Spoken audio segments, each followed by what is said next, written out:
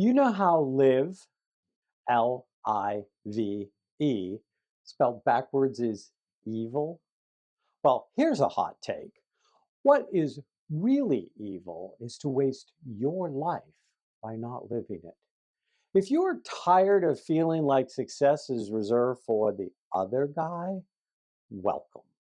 Today, I'm going to give you three things you can start doing today that move you from performing a life designed by other people to actually living yours.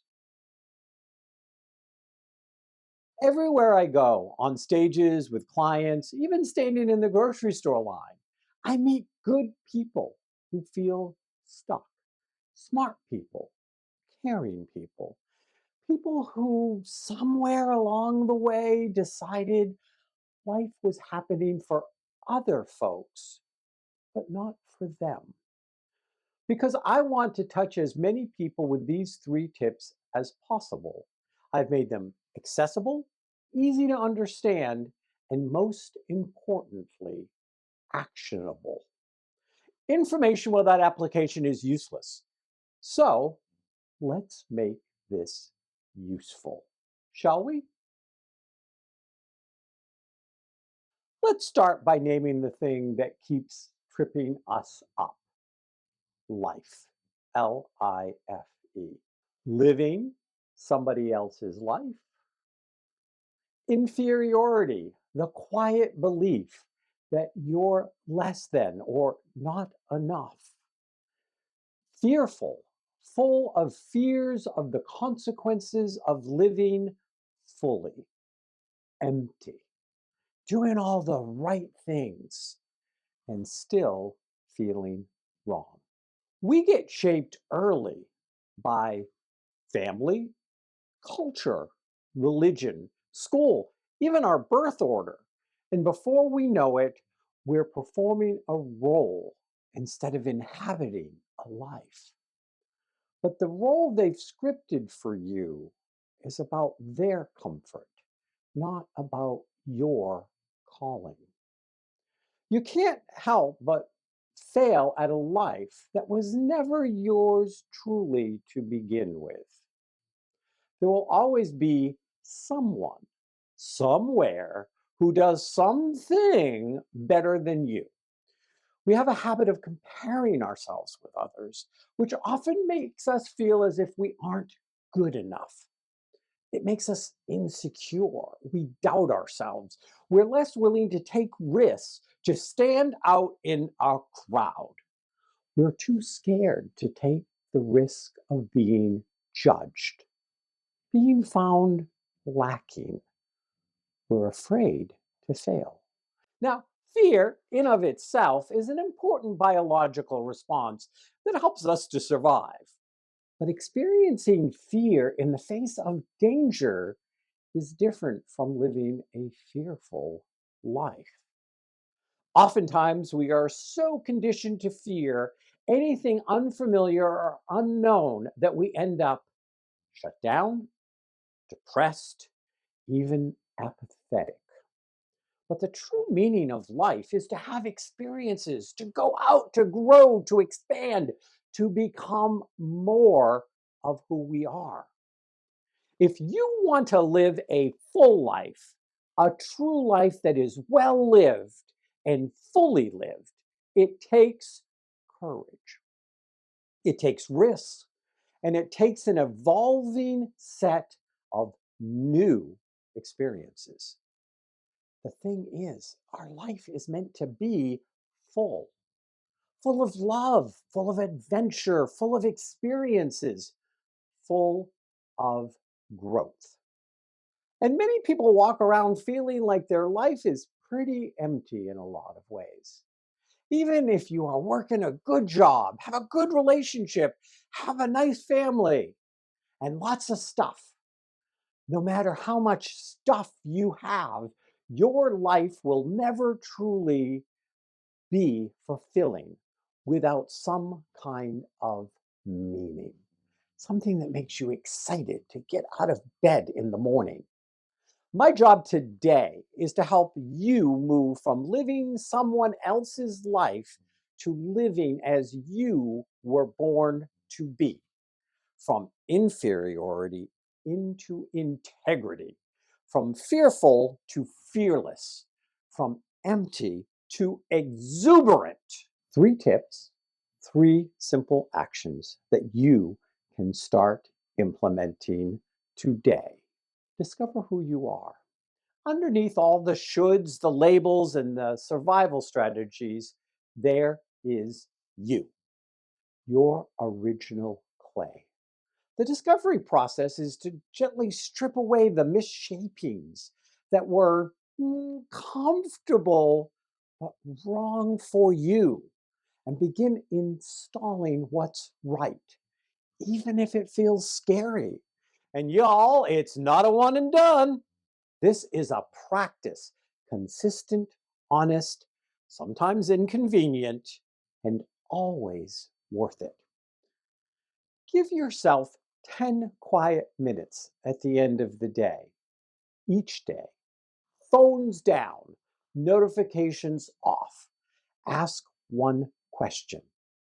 When today did I feel most like me? Then write one sentence about it. That's it. 10 minutes, one sentence. Do it again tomorrow. Discovery is a rhythm. Notice, name, nudge. Notice what feels true. Name it without apology. Nudge your day one notch closer to it, over and over and over again. And if you can't do it alone, find somebody to mentor you, a guide who's actually walked the path, someone who won't flatter you or spew pretty platitudes or discourage you, but will hold you accountable in a positive way while you become you. Claim who you are. The day you were born, the world was given a gift. Your job? Open it, deliver it without apology for the wrapping paper. You're not here to be a knockoff. You're the original. And you make the world a better place by your very existence. Write 3 short lines. Number 1, what I bring. This is the qualities or gifts that's unmistakably you. Number 2, who it serves. This is the people or spaces that light up when you show up, or the situations where you shine. And number 3, how I will demonstrate it this week. 1 concrete behavior. Here's an example for you. What I bring. Maybe it's a sincere, heartfelt smile. Who does it serve? People who are feeling overwhelmed and underappreciated. How I will demonstrate it this week. While interacting with a stranger today, I will stop and really look at them and share that sincere, heartfelt smile. Let them know that they are really being seen. Be confident in the knowledge that you are unique, special, one of a kind. You not only deserve to know who you are and to be who you are, but to really claim it, own it, to be one with it. Live life big. Small lives feel endless. Big lives never feel long enough. Big doesn't have to mean loud, flashy, or reckless. Big means fully inhabited. It means you stop shrinking to keep other people comfortable and start standing in the life that is actually yours. Not your parents, not your pastors, not your boss, not your friends, yours.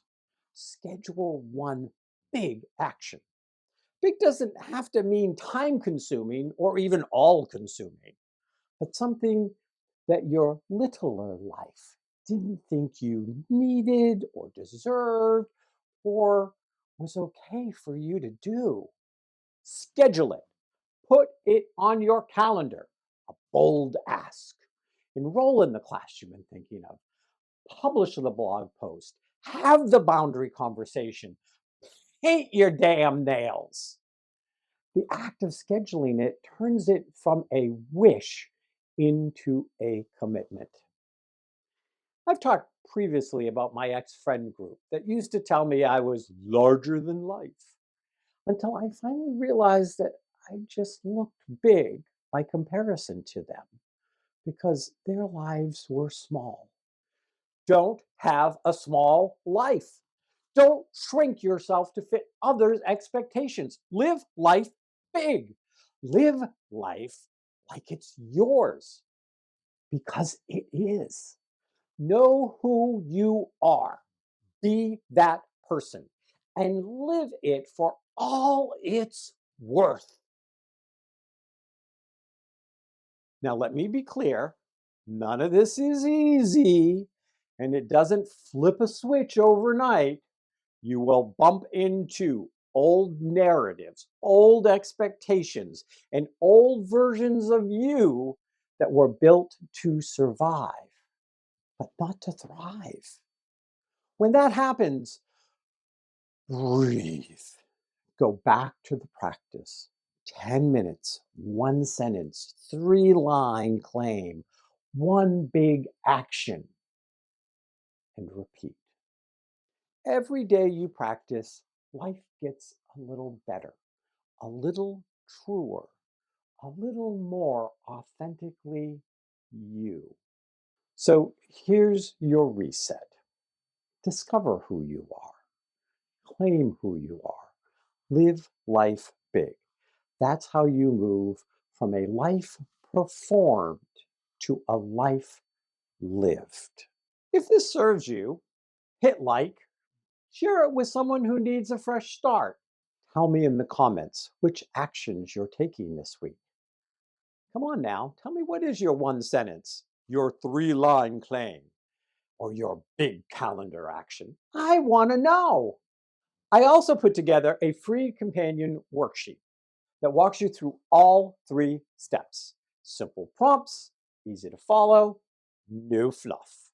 You can download it from the link in the description below. Stop performing a life and start living it. Namaste.